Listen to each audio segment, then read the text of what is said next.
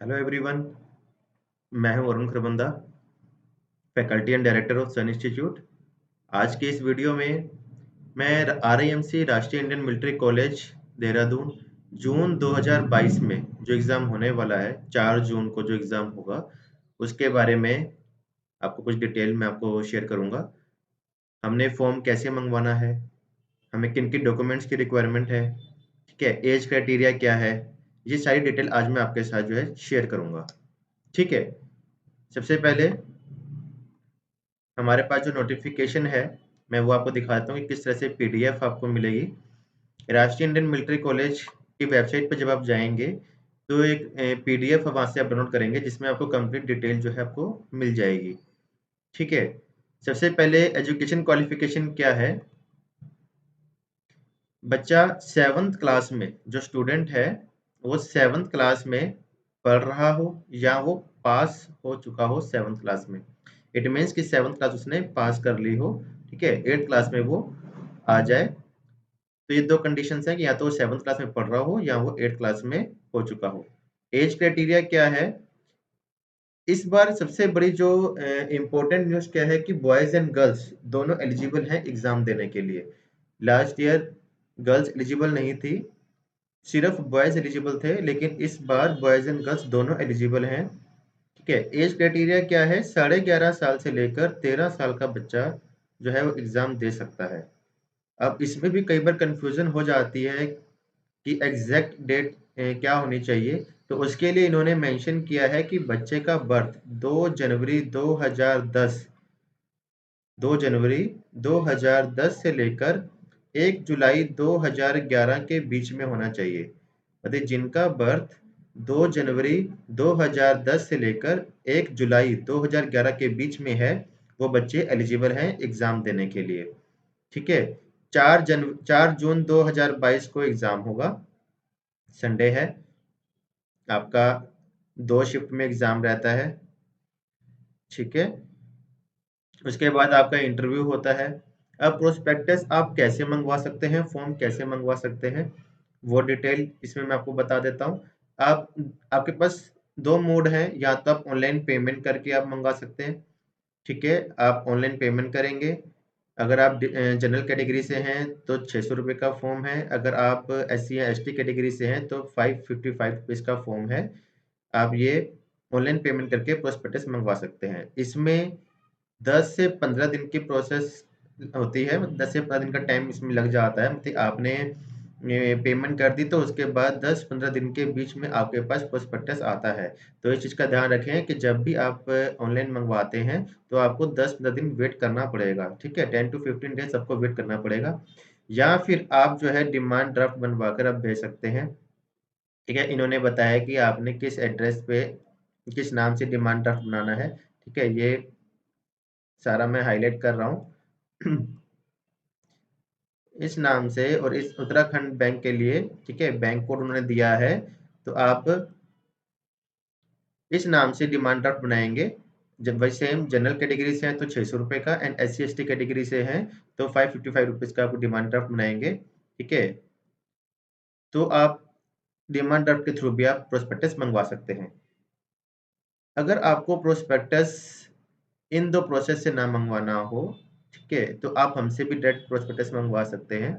हमें कॉन्टैक्ट करें तो आपको जो है प्रोस्पेक्टस हम आपको कोरियर करवा देंगे। ठीक है, आपको डॉक्यूमेंट्स कौन कौन से डॉक्यूमेंट्स की रिक्वायरमेंट है। अब डॉक्यूमेंट्स के लिए बर्थ सर्टिफिकेट आपको चाहिए, डोमिसाइल सर्टिफिकेट चाहिए, SC ST सर्टिफिकेट चाहिए। ठीक है, देखो कौन कौन से डॉक्यूमेंट्स चाहिए, birth certificate, domicile and SC ST certificate. उसके बाद एक आपका स्कूल स्टडिंग सर्टिफिकेट होता है जो आपको स्कूल से मिलता है।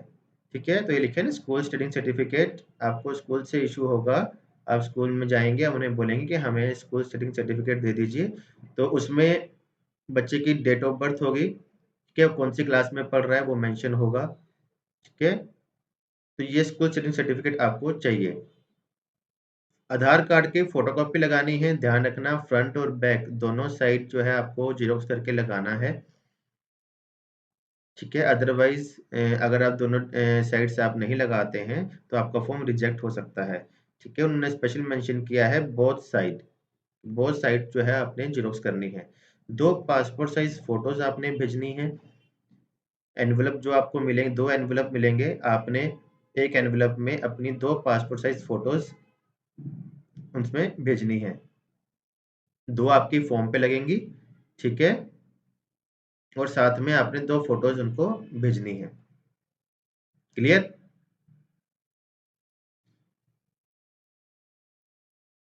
एज क्राइटेरिया आपको मेंशन कर दिया मैंने, ठीक है। अब आपको कुछ एक बातों का ध्यान रखना है कि आपने फॉर्म फिल करने के बाद भेजना कहाँ है, ठीक है। जब आपके पास प्रोस्पेक्टस आएगा तो उसमें एक गाइडलाइंस वाली बुक आती है, जैसे ये है, ठीक है, गाइडलाइन वाली बुक है। ये आपको एक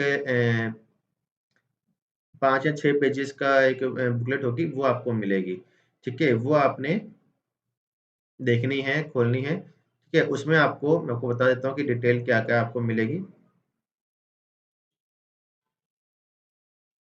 उसमें आपने क्या देखना है, थर्ड पेज पर स्टेट आपकी ये एड्रेस दे रखा है, स्टेट अथॉरिटी, ठीक है। थर्ड पेज पर स्टेट अथॉरिटी का एड्रेस है, ठीक है। वो एड्रेस आपके पास मिल जाएगा। आप जिस स्टेट से बिलोंग करते हैं, जिस स्टेट से आप बिलोंग करते हैं, आपने उस स्टेट अथॉरिटी के एड्रेस पर अपना फॉर्म भेजना है, कोरियर करवाना है। जैसे मैं हरियाणा से हूँ, ठीक है, तो हरियाणा की ये एड्रेस है, द सेक्रेटरी राज्य सैनिक बोर्ड हरियाणा, सैनिक भवन, सेक्टर 12, पंचकुला, ठीक है। क्लियर? तो आपने इस एड्रेस पर अपना जो फॉर्म है वो आपने कोरियर करवाना है।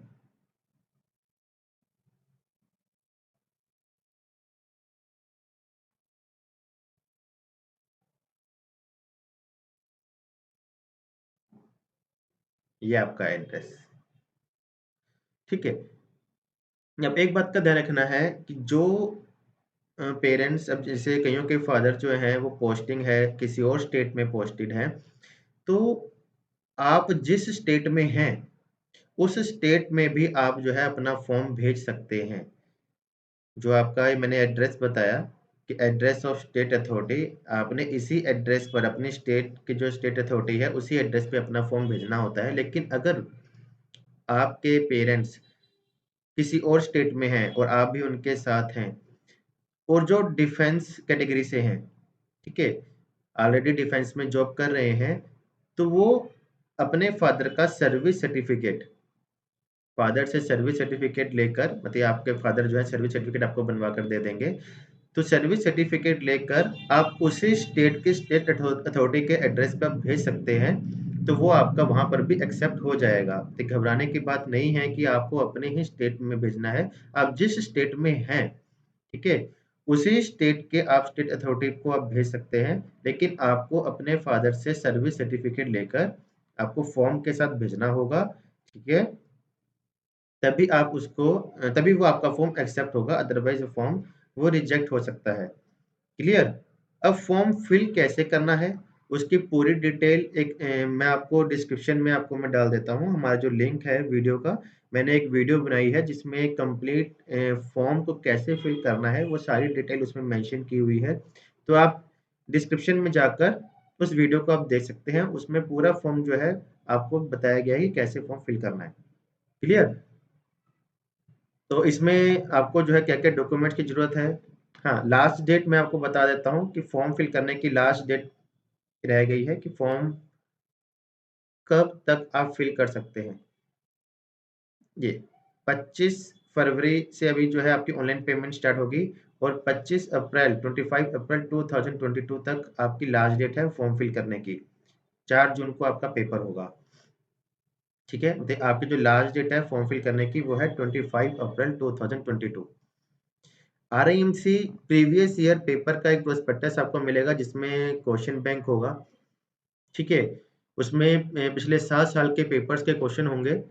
अगर आपको प्रीवियस ईयर क्वेश्चंस के सॉल्यूशन चाहिए तो कंप्लीट आपको सॉल्यूशन जो है पिछले 8 साल के आपको सॉल्यूशंस मिल जाएंगे। उसमें 16 पेपर होंगे, मैथमेटिक्स का कंप्लीट सॉल्यूशन होगा। अगर वो आपको चाहिए तो वो आप हमसे कॉन्टैक्ट करके वो आप मंगवा सकते हैं। क्लियर? मैं अपना कॉन्टैक्ट नंबर जो है डिस्क्रिप्शन में डाल दूंगा, तो वहाँ आपको जो है हमारा कॉन्टैक्ट नंबर भी मिल जाएगा। तो आप कॉन्टैक्ट करके अपने सॉल्यूशन प्रीवियस ईयर प्रैक्टिस के लिए प्रीवियस ईयर पेपर्स के सॉल्यूशन आप मंगवा सकते हैं। क्लियर?